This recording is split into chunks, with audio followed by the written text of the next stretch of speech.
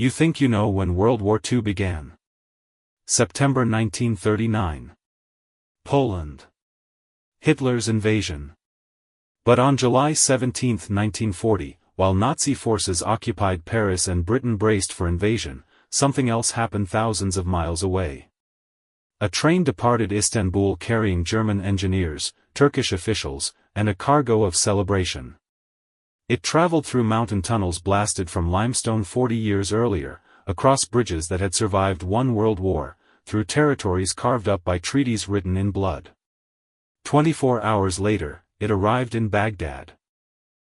The Berlin-Baghdad Railway was finally complete. 40 years of construction. 2 world wars. The collapse of 3 empires. And a railway line that had supposedly caused the First War was finished during the Second. Few people noticed. Fewer cared. The celebration was muted, the press coverage minimal. Because by 1940, the world understood something that the planners of 1900 had not. Infrastructure doesn't follow geopolitics. Geopolitics follows infrastructure. And the iron road that was supposed to unite empires had instead mapped the exact fault lines where they would tear themselves apart. This is not the story you've been told about World War I. This is not about an archduke or a pistol or dominoes falling across Europe. This is about something more fundamental. About what happens when a technology promises to make the powerful obsolete. About the choices empires make when they see their control slipping away. About the Ottoman Empire's desperate gamble to escape financial colonization by building something that couldn't be blockaded, couldn't be sanctioned, couldn't be controlled by foreign navies. About how that attempt to escape led them directly into a trap that would destroy them more completely than any military defeat. But most importantly, this is about recognizing a pattern.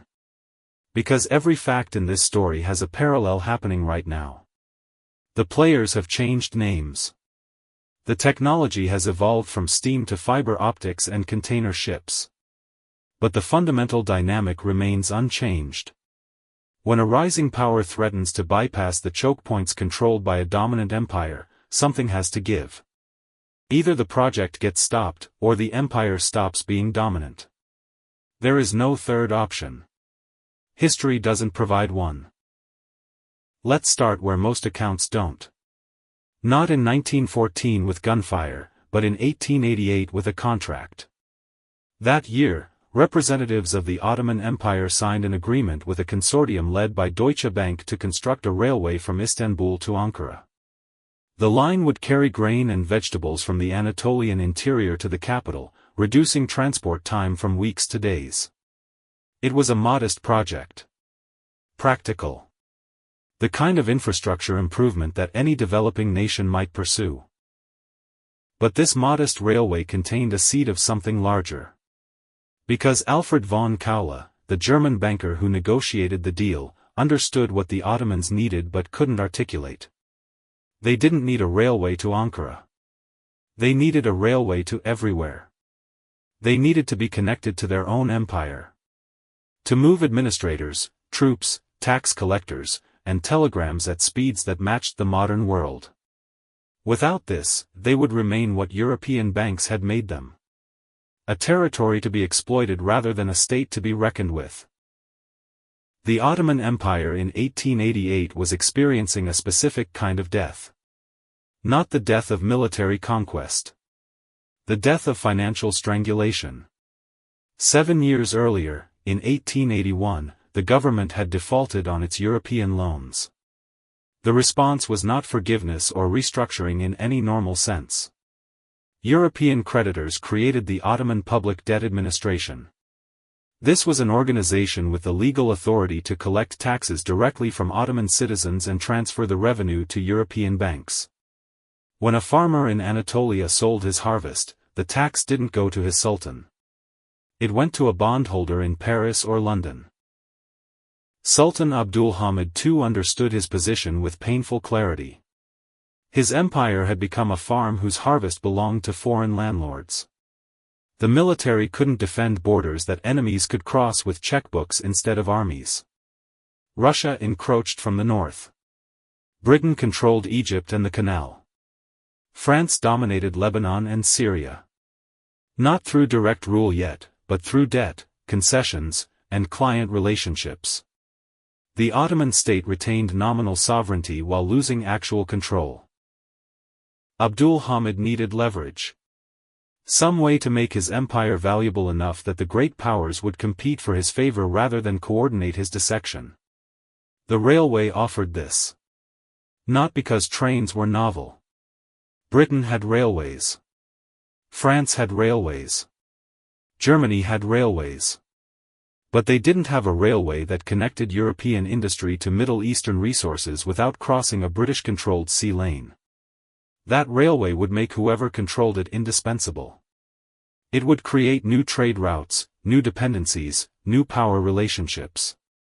If the Ottomans could convince Germany to build this, they would no longer be merely a debtor. They would become a partner. Germany in 1888 had its own frustrations.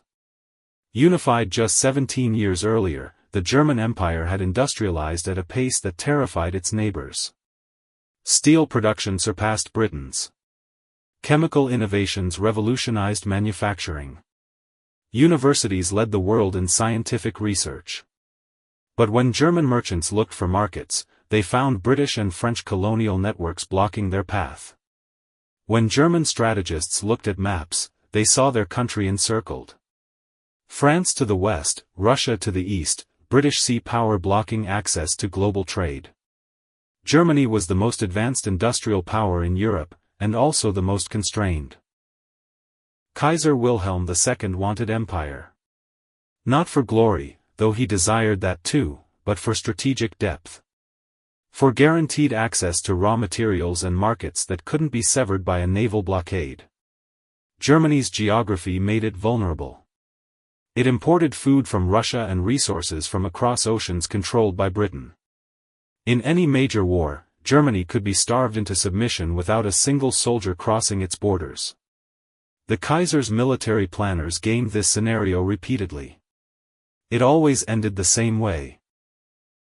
The Ottoman railway project offered an escape from this geographic prison. If German capital and engineering built a railway from Berlin to Baghdad, German industry could reach the Mediterranean, the Persian Gulf, and theoretically India without depending on British goodwill. The Deutsche Bank consortium that financed the Anatolian Railway wasn't engaging in charity. They were purchasing an option on German strategic independence. Every kilometer of track laid was a kilometer less that British sea power could threaten.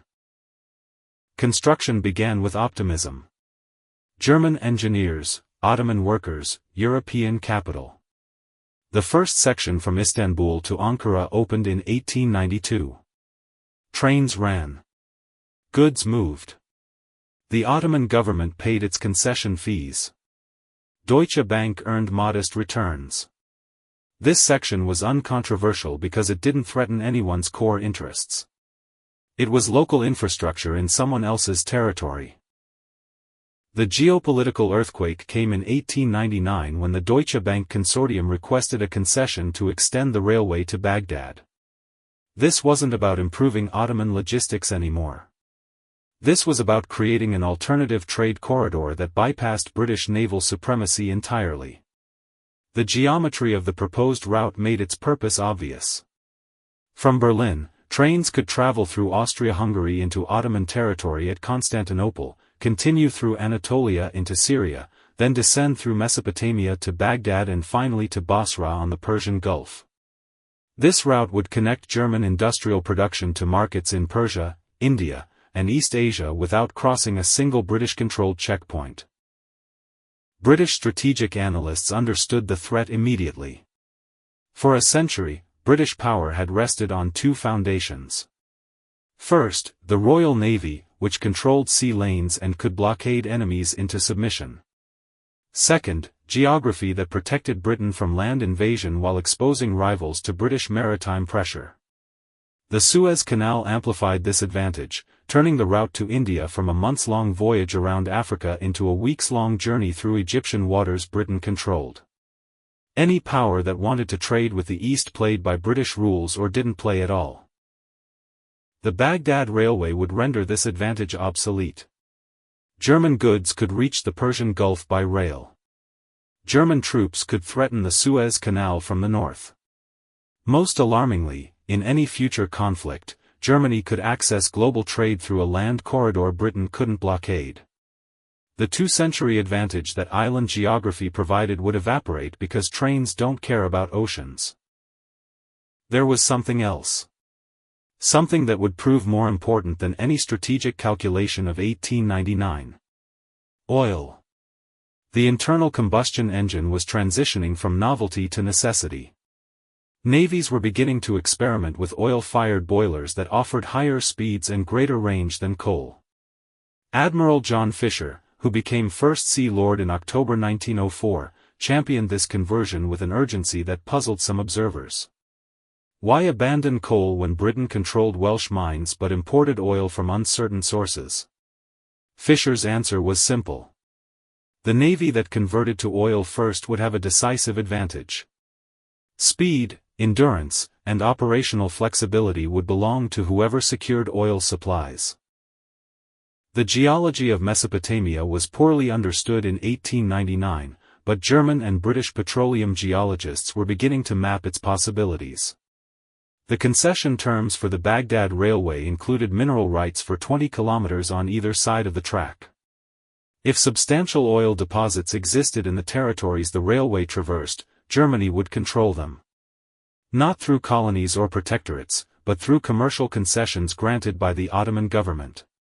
Britain would be forced to either buy German oil or find alternative supplies in quantities that didn't yet exist in British-controlled territories.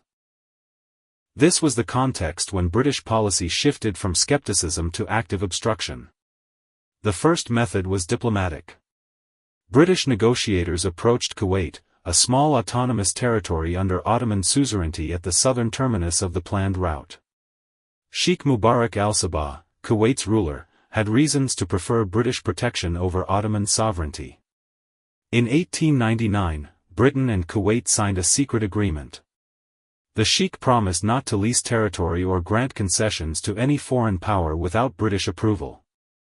This effectively blocked the railway from establishing a Persian Gulf terminal. A railway from Berlin to Baghdad would end in Baghdad, 60 miles from the sea, unable to connect to ships waiting in port. The agreement remained secret until Britain made it public in 1913 during the Anglo-Ottoman Convention negotiations. By then, the railway had become a diplomatic crisis. The 1913 convention attempted to resolve multiple territorial disputes between Britain and the Ottoman Empire. Kuwait's status was central. The Ottomans wanted Kuwait recognized as an autonomous district still under Ottoman suzerainty. Britain wanted Kuwait recognized as independent in all but name. The compromise left Kuwait nominally Ottoman while practically British-controlled. More importantly for our story, it prevented any railway terminal on Kuwaiti territory without British consent. The legal language was diplomatic, but the intent was strategic. The railway could be built, but it would lead nowhere useful. The second method of obstruction was financial. The City of London, the financial district that coordinated British capital flows, refused to allow British investment in the Baghdad Railway. Deutsche Bank needed to raise enormous sums to finance construction across difficult terrain. International bond markets could have provided this capital at reasonable rates.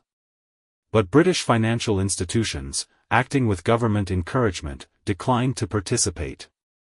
French banks followed Britain's lead, partly because France and Britain were negotiating their own alliance and partly because French capital was heavily invested in Russian railways that competed with German projects. This financial blockade had interesting effects. It forced Germany to finance the project almost entirely through domestic capital, making it a German national project rather than a multinational commercial venture. This increased Germany's strategic stake in completion. When diplomatic obstacles arose, German officials pushed harder because billions of German marks were already committed.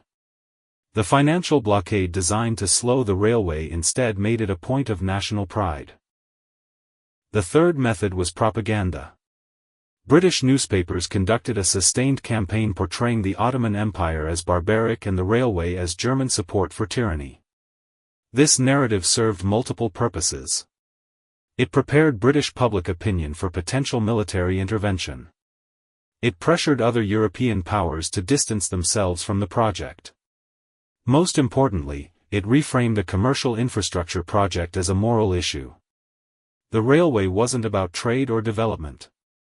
It was about German imperialism threatening Christian minorities and British interests simultaneously. But Germany continued building. By 1914, significant sections of track existed. The Anatolian Railway from Istanbul to Konya was operational. Sections through the Taurus Mountains in southern Turkey were under construction. The most difficult terrain was being conquered through remarkable engineering. Tunnels were blasted through solid rock. Bridges spanned river gorges. The railway was still incomplete, but completion seemed inevitable. Then Archduke Franz Ferdinand was assassinated in Sarajevo on June 28, 1914. The standard narrative teaches that this assassination triggered World War I through a chain reaction of alliances. Austria demanded concessions from Serbia. Russia mobilized to defend Serbia. Germany mobilized to support Austria. France mobilized because it was allied with Russia. Britain entered because Germany violated Belgian neutrality. We're taught this as though these were mechanical responses, automatic and unavoidable. Like dominoes falling because the first one was pushed. But nations are not dominoes. They are organizations made of thousands of people making calculated decisions. Let's examine what those calculations involved. Austria-Hungary sent Serbia an ultimatum designed to be rejected. The demands were deliberately unacceptable because Austrian leadership wanted war. Not because they craved violence, but because they believed the empire was disintegrating from internal ethnic nationalism and external Slavic agitation backed by Russia. They saw the assassination as an opportunity to crush Serbia, demonstrate strength to their own restive populations, and signal to Russia that further expansion in the Balkans would be resisted. War wasn't a mistake. It was a strategy. Russia mobilized because allowing Austria to destroy Serbia would confirm Russia's weakness.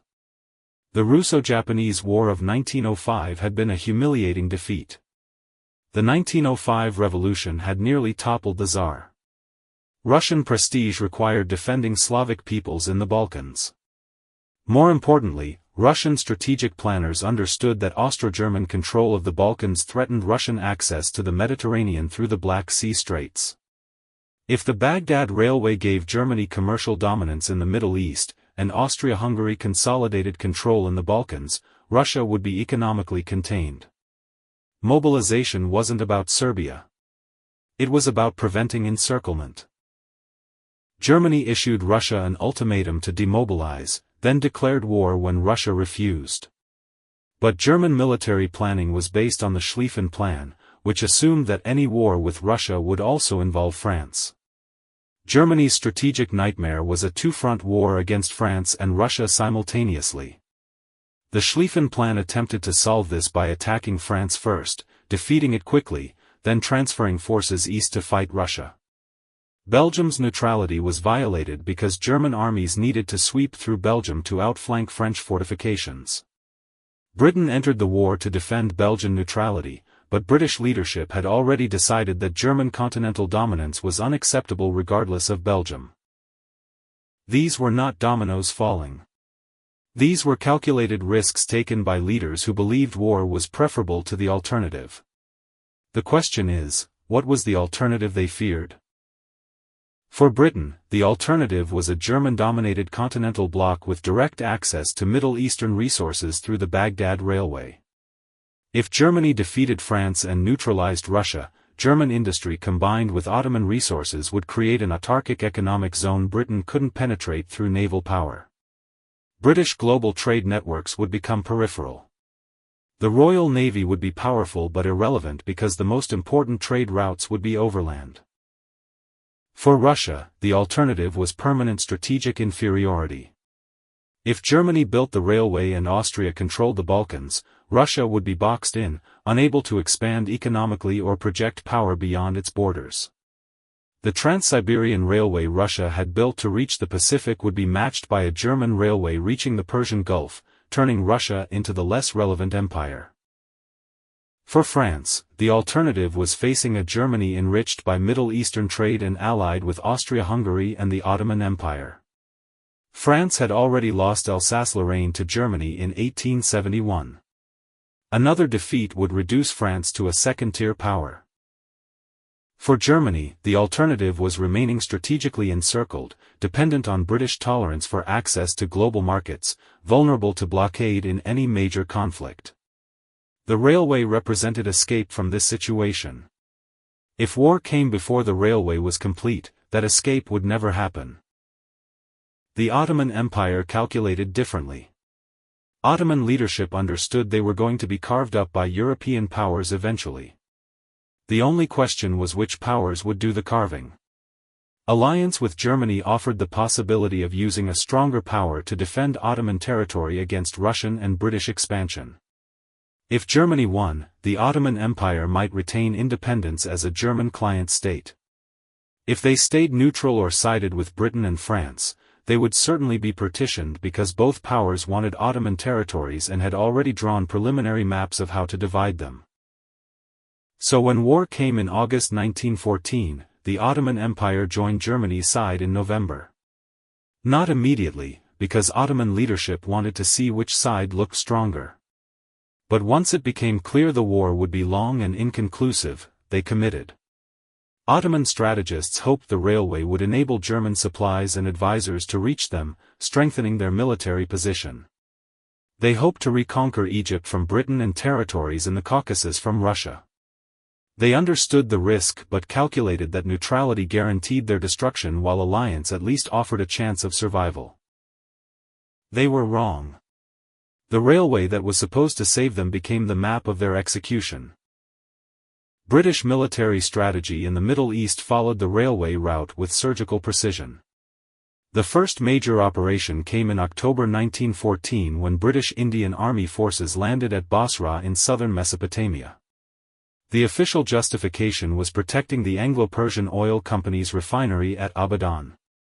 The actual objective was securing the southern terminus of the Baghdad Railway before German supplies or troops could arrive. British forces moved north along the river routes that paralleled the railway, capturing Basra, then pushing toward Baghdad. They advanced along the exact path the railway would have traveled because that path followed the logic of geography. Rivers, mountain passes, and desert routes determined where armies and railways both had to go. The campaign was initially successful, then catastrophic. In 1915, British forces overextended and were besieged at Kut. After 5 months, the entire garrison surrendered. It was one of Britain's worst military defeats of the war. But Britain had resources the Ottomans lacked. Reinforcements arrived from India, Australia, and Britain. The offensive resumed. By March 1917, British forces captured Baghdad. The railway the Ottomans had expected to save them never delivered what they needed. Construction had reached the Taurus Mountains in southern Turkey, but gaps remained in the most difficult sections. Supplies from Germany had to be transported by rail to the gap, unloaded, carried by truck or animal over mountain passes, then reloaded onto trains on the other side. This bottleneck strangled Ottoman logistics. Ammunition, food, medical supplies, and reinforcements moved too slowly. Ottoman armies in Mesopotamia and Palestine fought without adequate support while British forces received supplies by sea. Lawrence of Arabia's Arab revolt added another dimension. British agents promised Arab leaders independence if they rebelled against Ottoman rule. Lawrence and his Arab allies attacked the Hijaz Railway, which the Ottomans had built from Damascus to Medina to facilitate pilgrimage to Mecca. This railway was actually functioning well. It moved Ottoman troops efficiently. Lawrence's guerrilla campaign blew up bridges, derailed trains, and cut telegraph lines. The attacks didn't destroy the railway, but they forced the Ottomans to divert troops to guard it, troops desperately needed elsewhere. The irony is precise. The Ottoman Empire had two major railway projects. The Hejaz Railway, built for religious purposes, worked efficiently and became a military asset. The Baghdad Railway, built for geopolitical purposes, remained incomplete and became a strategic liability. The line that was supposed to connect the empire to European power instead drew British armies along its route like a trail marked through a forest. By 1918, the Ottoman Empire was collapsing. British forces controlled Iraq, Palestine, and parts of Syria. Russian armies had pushed into eastern Anatolia before Russia's own revolution forced their withdrawal. The Armistice of Mudros in October 1918 dissolved Ottoman military resistance. The empire ceased to exist in any functional sense. Then came the treaties. Not peace treaties in any normal sense, but documents of partition. The Sykes-Picot Agreement of 1916 had already outlined how Britain and France would divide Ottoman Arab territories. The agreement was supposed to be secret, but the Bolsheviks published it in 1917, revealing to the Arabs that they had been promised independence while Britain and France were planning to divide their territories into spheres of influence. The specific boundaries drawn by Sykes and Picot correspond almost exactly to the route of the Baghdad Railway and the locations of known oil deposits. Britain claimed the southern part of Mesopotamia as a mandate, creating modern Iraq. France claimed Syria and Lebanon. Palestine came under British mandate with the understanding that it would eventually become a Jewish homeland per the Balfour Declaration. The railway that was supposed to unite the region was cut at every national boundary. Iraq, Syria, and Turkey each controlled sections of track, but no unified operation was possible because each section was now in a different country with different currencies, customs regulations, and political systems. The fragmentation was deliberate. A divided Middle East was weak and manageable. A united Middle East with efficient infrastructure and resource wealth could demand terms rather than accepting them. The railway that threatened British power when it was German-controlled became less threatening when it was divided into sections that couldn't function as a unified system. The Ottoman Public Debt Administration continued operating. The debt wasn't forgiven. It was reallocated to the successor states carved from the empire. Turkey, Iraq, Syria, and others inherited portions of the Ottoman debt, which meant they inherited the financial obligation to European creditors. Independence came with chains attached. The railway remained incomplete. Several gaps existed in the most mountainous sections. The Turkish government worked on these sporadically through the 1920s and 1930s. The final sections were completed under extremely different circumstances.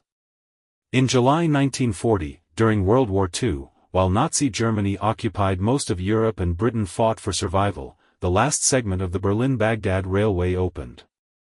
The completion went almost unnoticed. The geopolitical world that had made the railway so threatening in 1914 no longer existed. Germany and Turkey weren't connected by alliance. The railway crossed territories that were now separate nations with minimal trade between them. The unified trade route from Berlin to Baghdad that had justified the project never functioned as designed. The dream of the Baghdad Railway died not because it wasn't built, but because it was built after the world it was designed for had been destroyed. What replaced the railway was more efficient at extraction and less useful for development. Pipelines. The Iraq Petroleum Company, formed in 1928, was a consortium of British, French, Dutch, and American oil companies. They built pipelines from the oil fields of Kirkuk in northern Iraq to Mediterranean ports. These pipelines followed strategic logic similar to the railway, but they only carried oil. They didn't carry passengers, manufactured goods, ideas, or political integration. They were designed for extraction, not development. The profits flowed to foreign shareholders. The Iraqi government received royalties, but these were calculated to keep Iraq dependent rather than wealthy. The infrastructure the Ottomans had hoped would develop their region instead became the mechanism for removing its resources. The railway that was supposed to bring prosperity brought instead a map of how to divide the spoils. The Second World War repeated the pattern with different actors. Nazi Germany once again looked eastward for oil. The Caucasus oil fields in southern Russia became a primary objective of Operation Barbarossa. German forces drove southeast toward Baku, trying to capture the same resources the Ottoman alliance had been supposed to provide. Hitler's agents operated in Iraq, trying to foment rebellion against British control. The Anglo-Iraqi War of 1941 saw Britain invade Iraq again to secure the oil fields and prevent German access. Different war, same prizes, same strategies. After 1945, American power replaced British power, but the obsession with controlling Middle Eastern infrastructure remained. The United States didn't colonize directly. It used client states, military bases, and oil company agreements to maintain control over resource flows and transportation routes. Turkey became a NATO member in 1952, valued not for its democracy but for its location. Turkey sits on the land bridge between Europe and Asia, controlling the Bosphorus Strait and the same mountain passes the Baghdad Railway traversed. Soviet influence in the Middle East was contained partly through Turkish territory serving as a barrier. The pattern kept recurring because the geography hadn't changed. The shortest routes between Europe and the Middle East still crossed the same mountains and deserts. The most valuable resources were still in the same places. What changed were the political boundaries, the technologies, and the names of the empires competing for control. Now we arrive at the present moment. The Belt and Road Initiative. China's massive infrastructure project spans continents, building railways, ports, highways, and pipelines connecting Asia to Europe and Africa. The maps of the Belt and Road Initiative show routes that look remarkably similar to the Baghdad Railway. High-speed rail from China through Central Asia into Turkey and Europe. Ports in Pakistan, Sri Lanka, and East Africa. Economic corridors that bypass American-controlled sea lanes. The parallels are not coincidental. China faces a strategic problem similar to Germany in 1900. Chinese economic growth depends on importing resources and exporting manufactured goods. The United States Navy controls the major ocean routes. The Strait of Malacca, through which most Chinese oil imports pass, could be blockaded by American forces in any major conflict. Chinese strategic planners understand that dependence on sea routes controlled by a potential adversary is a vulnerability. The solution is the same solution Germany attempted. Build overland routes that can't be blockaded. American reactions mirror British reactions from a century ago. Belt and road projects are labeled debt traps. Countries accepting Chinese infrastructure investment are accused of surrendering sovereignty. American diplomats pressure allies to reject Chinese involvement in 5G networks, ports, and transportation projects. The language is nearly identical to British propaganda about the Baghdad Railway. The anxiety is identical. A rising industrial power is building infrastructure that could make American naval supremacy less relevant. The Middle East remains the chessboard where great powers compete, and the competition still follows the logic established by the railway. The Syrian civil war has involved Russia, Turkey, Iran, the United States, and numerous regional actors fighting over territory and influence. The routes they fight over correspond almost exactly to the old railway corridors.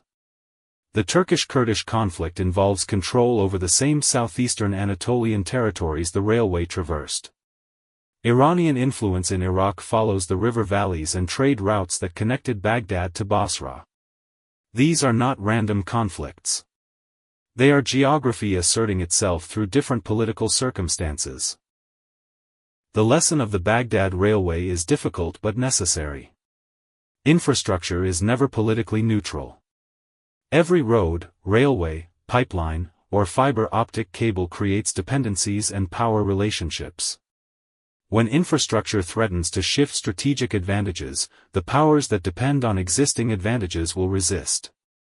That resistance escalates from diplomatic obstruction to financial pressure to propaganda and ultimately to military intervention if the threat is perceived as existential. The Ottoman Empire tried to escape financial colonization by inviting German investment in infrastructure. They believed they could use European competition to protect Ottoman independence. They were half right. German investment did provide leverage. It did create alternatives to complete British and French dominance. But it also made Ottoman territory the battleground where European powers fought to prevent each other from gaining advantage. The railway that was supposed to unite and strengthen the empire instead marked the path of its destruction. Developing nations today face similar calculations. They need infrastructure to develop their economies. Western financial institutions often attach conditions to loans that limit economic sovereignty.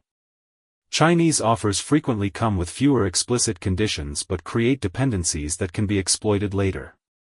The choice is between different forms of dependency, not between dependency and independence. The deeper lesson is about structural forces versus human agency.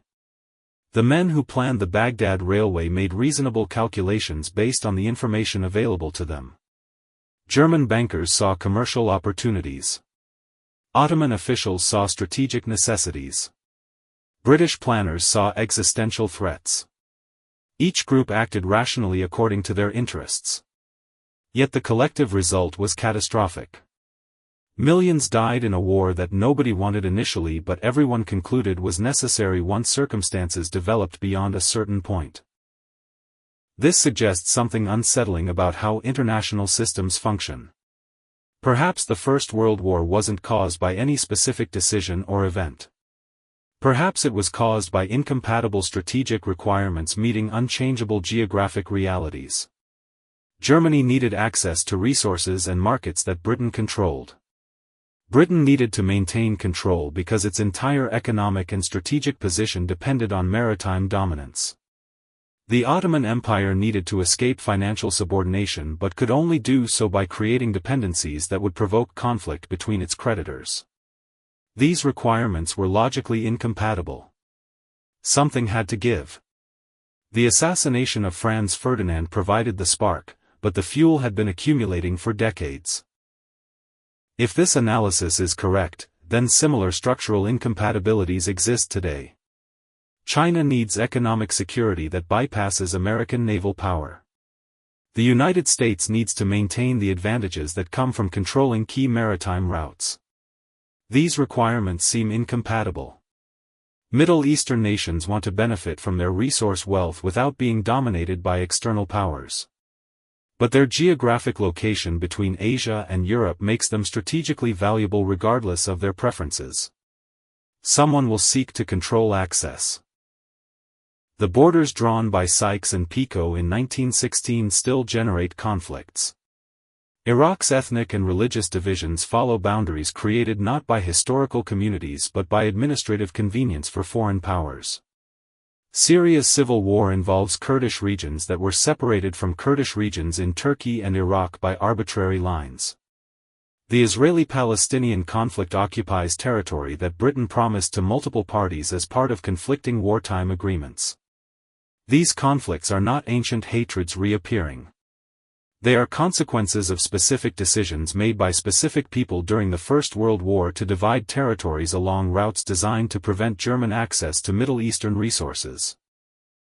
The railway was completed in 1940 but never functioned as designed because the world it was meant for had been destroyed. That might be the most important lesson. Infrastructure projects that take decades to complete often solve problems that no longer exist by the time they're finished. The strategic environment shifts. Technologies change. Political alliances reconfigure. The Berlin-Baghdad Railway was obsolete before completion because pipelines had replaced railways for oil transport, because the Ottoman Empire no longer existed, because German and Turkish interests had diverged, and because the territories it connected were now separate nations with minimal trade. Yet we continue building massive infrastructure projects based on today's strategic calculations while assuming tomorrow's world will resemble today's. China's Belt and Road Initiative assumes that overland routes will remain viable and that partner nations will remain stable. The United States assumes that naval power will remain decisive and that allies will remain aligned. Both assumptions could prove incorrect. History doesn't repeat, but it does reveal patterns. When empires decline, they fight hardest to maintain the sources of their power. When empires rise, they attempt to bypass obstacles controlled by declining powers. When these dynamics collide in specific geographic locations, those locations become battlegrounds regardless of the wishes of people living there. The Middle East has been this battleground for over a century because it sits between Europe, Asia, and Africa. Because it has resources industrial economies need. Because routes across it are shorter than routes around it. None of these facts will change. The names of the empires competing will change. The technologies they use will evolve. But the underlying logic of geography and resources persists. The train that departed Istanbul on July 17, 1940 arrived in Baghdad on schedule. It ran on tracks laid by German engineers, financed by German banks, built through territories that had been promised to multiple parties and delivered to none completely. The passengers who made that journey crossed borders drawn by treaties they hadn't signed, through landscapes scarred by wars they hadn't started, past communities displaced by decisions made in distant capitals. The completion was celebrated as an engineering achievement. Nobody mentioned that completing the railway 40 years late meant it had already accomplished its most significant impact. It had drawn the map of modern Middle Eastern borders with rails that determined where empires met and clashed. Walk through Baghdad, Damascus, or Istanbul today, and you can still find remnants of the railway. Stations built in German architectural styles. Bridge abutments carrying Ottoman imperial insignia. Tunnels blasted through mountains that now separate nations. These remnants are monuments to a future that was promised but never arrived. The railway was supposed to bring prosperity, integration, and independence. It brought partition, conflict, and dependencies that persist a century later. The lesson isn't that infrastructure development is bad. The lesson is that infrastructure is never just infrastructure. It's a political statement about who connects to whom and on whose terms. It's a strategic calculation about trade routes and resource flows. It's a financial instrument creating debt relationships and dependencies. The men who planned the Baghdad Railway understood some of this. They knew it would shift power relationships. They didn't understand that shifting power relationships would make them targets rather than beneficiaries. The Ottoman Empire ended. The British Empire ended. The German Empire ended. The railroad remains, divided and diminished, carrying regional traffic between cities that no longer function as part of a unified economic zone. The infrastructure outlasted the empires that fought over it. That might be the final irony. The train still runs on some sections. Cargo still moves. Passengers still travel. But the grand vision of connecting Berlin to Baghdad, of bypassing British naval power, of Ottoman economic integration, of German access to Middle Eastern resources, all of that died decades before the final spike was driven. You see a news report about conflicts in the Middle East, and you hear explanations about religion, about ancient ethnic tensions, about terrorism and intervention. Those explanations aren't wrong, but they're incomplete. Dig through the sand and the history, and you hit rusted iron rails that were never meant to be boundaries but became them because empires fought over who would control what they connected. The chaos isn't ancient. It's modern. It's the echo of decisions made between 1888 and 1918 about how to divide territories based on who controlled railways, pipelines, and shipping routes. The train arrived in Baghdad in 1940. The war it was supposed to prevent had been fought. The empire it was supposed to save had collapsed. The power it was supposed to challenge had declined but not fallen. And the region it was supposed to integrate had been partitioned into fragments that still haven't healed.